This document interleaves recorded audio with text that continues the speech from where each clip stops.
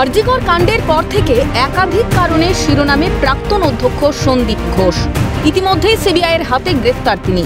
গত 19শে September West Bengal medical council Sandip ঘোষকে সাসপেন্ড করার কথা ঘোষণা করে। সেই অনুযায়ী কাউন্সিলের ওয়েবসাইটে তার নামের পাশের স্ট্যাটাসে উল্লেখ করা হয় সাসপেন্ডেড। চিকিৎসক মহলের দাবি, মঙ্গলবার থেকে হঠাৎ বদলে গিয়েছে সন্দীপের স্ট্যাটাস। নামের পাশ থেকে উধাও সাসপেন্ডেড। ওয়েবসাইট অনুযায়ী সন্দীপ ঘোষ আবার রেজিস্টার্ড, কিন্তু কিভাবে সম্ভব এমন ঘটনা? চিকিৎসক প্রলয় বসুর এ প্রসঙ্গে মত, আপনাকে আমাকে এই মেডিকেল কাউন্সিল আদতে বোকা বানিয়েছে, চোখে ধুলো দিচ্ছে।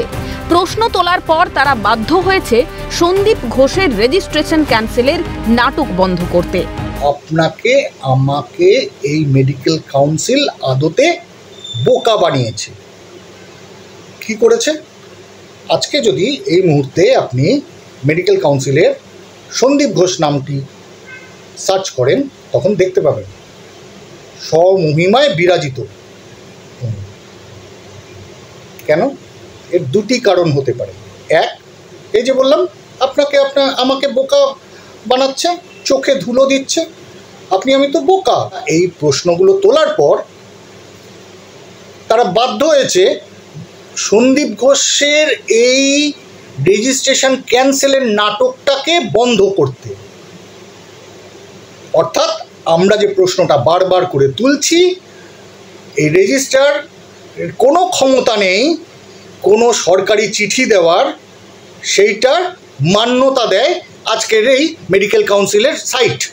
সেখানে পরিষ্কারভাবে দেখা যাচ্ছে সন্দীপ ঘোষ এখনও কোনো রকম না হয়েছেন সাসপেনশন, না হয়েছেন ডিবল্ড, কিছুই হয়। চিকিৎসক কৌশিক লাহিড়ির মত, কিভাবে তিনি সাসপেন্ডেড হয়েছিলেন, কোন নিয়মে আর কোন মন্ত্র বলেই বা তিনি ফিরে এলেন, সেই বিষয় জানার জন্য মহামান্য আদালতের দৃষ্টি আকর্ষণ করছি। যখন ডাক্তারবাবুদের সংগঠন থেকে প্রতিনিধিরা গেলেন, তখন রেজিস্ট্রারও নিজে জানালেন যে হ্যাঁ, সন্দীপ ঘোষের রেজিস্ট্রেশন কিন্তু বাতিল হয়ে গেছে, এবং ওয়েবসাইটেও দেখা যাচ্ছিল যে তার নামের পাশে সাসপেন্ডেড কথাটা লেখা। তার ঠিক 5 দিন পরে আজকে আমরা বিস্মিত হয়ে দেখলাম কোনো এক মন্ত্র বলে সেই লোকটির নাম আবার ফেরত এসছে ওয়েস্ট বেঙ্গল মেডিকেল কাউন্সিলের যে ওয়েবসাইট, সেখানে কিন্তু রেজিস্টার্ড কথাটাই আছে, সেখানে সেই সাসপেন্ডেড কথাটা উঠে গেছে। তাই এটার কারণ কি আমরা জানি না, কিভাবে তিনি সাসপেন্ডেড হয়েছিলেন, কি নিয়মে, এবং কেনই বা তিনি আবার ফিরে এলেন, কিভাবে ফিরে এলেন, কোন মন্ত্র বলে, সেই ব্যাপারটা জানার জন্য আমরা আদালতের মাননীয় মহামান্য আদালতের আমরা দৃষ্টি আকর্ষণ করছি। প্রসঙ্গত, আরজিকর ইস্যুতে গত 9ই আগস্ট সন্দীপ ঘোষকে গ্রেফতার করা হয়। গ্রেফতারের পরেই স্বাস্থ্য দপ্তর সাসপেন্ড করে আরজিকরের প্রাক্তন অধ্যক্ষ সন্দীপ ঘোষকে।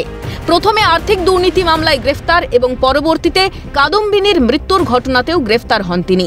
এরপরই রাজ্য মেডিকেল কাউন্সিলের তরফে বাতিল করে দেওয়া হয় তার রেজিস্ট্রেশন। অথচ এরই মধ্যে নজরে আসে কোনো এক মন্ত্র বলে সন্দীপের নামের পাশ থেকে উধাও সাসপেন্ডেড শব্দটি। আর জানিয়ে উঠছে একাধিক প্রশ্ন। যদিও এর আগে সিনিয়র চিকিৎসকরা দাবি করেছিলেন সন্দীপ ঘোষের রেজিস্ট্রেশন বাতিল নিয়ম মাফিক হয়নি।